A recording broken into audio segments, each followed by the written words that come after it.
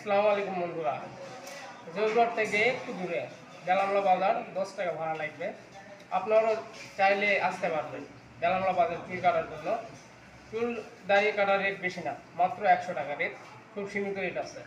তো আমাদের এখানে খুব ভালো চুল দাড়ি কাটা হয়। এই যে আমার ছোটো ভাইয়ের চলে আসছে অনেক দূর থেকে, বুঝতে পেরেছে। তো আপনারাও চেষ্টা করলে আসতে পারবেন, চলে আসবেন।